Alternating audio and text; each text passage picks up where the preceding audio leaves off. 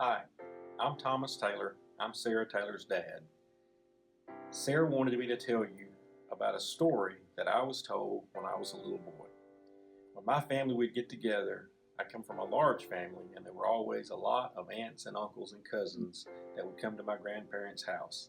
Especially during the holidays, ghost stories were a big part of the time we all spent together. My favorite story is one my father told me when I was probably 7 or 8 years old. At the time, he was in law enforcement and helped serve legal papers to families for different crimes that had taken place. Well, on one particular day, back close to Halloween, which makes the story even scarier, he went to a family home where a disturbance had been reported over and over and over. Well, when he went to the family home, the mom and the dad answered the door, and there was a small child with them who was about 5 years old, a little girl, which made the story even scarier because at the same time, during that time frame, my little sister was about the same age. This was also about the same time when the original movie, The Exorcist, came out. So everybody was afraid of something back then. But at any rate, the story involves this. The little girl kept telling her mom and dad that there was something following her around the house in the yard, and nobody believed her. She would tell them things like, "It comes into my room with me," and "It goes outside on the trampoline with me," and "It goes into the music room with me," and nobody believed her. So finally, the little girl tried to convince her mom and dad that what she was telling them was actually happening. Here's what she said happened. It would follow her into the rooms, and it would talk to her, but it wouldn't talk to her in ways like you and I would communicate. Not with words, not with sounds, but with taps. It would tap on furniture, it would tap on a piano, it would tap on a wall. And of course nobody really ever knew what it was. But on this particular day, my dad went there, and he spoke with the parents about whatever was happening at the house. The little girl was also there, and they walked into the living room, and the little girl sat down on the couch close to my dad, and she actually told my father, she said, "It's in here with us now."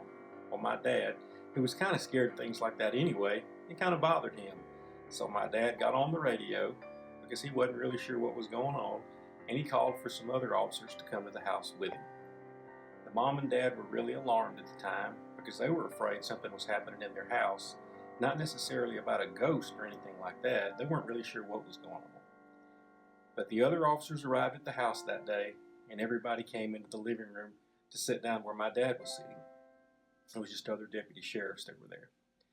And the little girl proceeded to talk, and she said, "It's been everywhere with me today. It's been outside, it's been inside, it's even been into the carport with me." So they sat there, and my dad asked her, "How do we know it is in here with us?" And she said, "All you have to do is ask it a question." And he said, "Like what kind of question?" And of course her mom and dad were still there, and 3 other officers were there with my dad. And she said, "Ask it whatever you want to ask it, but ask it simple questions that it can either answer with a yes or a no or a number." And he said, "A yes or a no or a number." And he said, "Okay, how many of us are in the room now?" And there were 6 people in the room. And she said, "Where do you want it to answer you?" And he said, "What do you mean, where do you want it to answer you?" She said, "What do you want it to tap on?" And he said, "You mean like the answer?" And she said, "Yes, sir." And he said, "Just have it tap on the coffee table in front of the couch." So she said, "Ask it again." And he said, "How many people are in the room with us?" And it tapped out on the coffee table.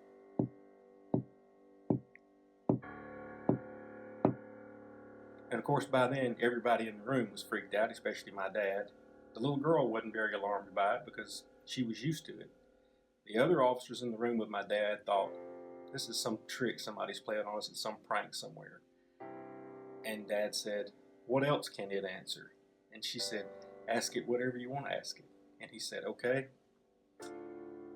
what year was I born in?" And she said, "You mean you wanted to tap out all those numbers?" And everybody laughed. And he said, "No, just have it tap out the last 2 years of the year I was born in." And she said, where do you want it to answer? And he said, the wall, the picture over there on the wall, have it tap the answer out over there. Because they were still thinking it was a prank. Well, my dad was born in 1941. So they all walk over to the wall, everybody looks at the wall right by the picture, and it taps out 41 times on the wall. By then, everybody in the room is really freaked out, especially my dad. She said, it'll answer whatever you want it to answer. Well, about that time, one of the deputy sheriffs that worked with my dad said, I'll ask it the next question. So it said, how many weapons are there in this room? And of course, there were 4 police officers or deputy sheriffs in the room. And it tapped out 5 times on the table. And the deputy shouted, finally, we got it. This is a prank. And the dad and the mom said, what do you mean it's a prank? And he said, look, there are 4 officers in here. There's only 4 guns. And my dad said, no, there's 5, because I also have my backup duty weapon on an ankle strap on my leg. So it was kind of freaky that it would answer whatever you wanted it to answer, wherever you wanted to answer it. And that's my story.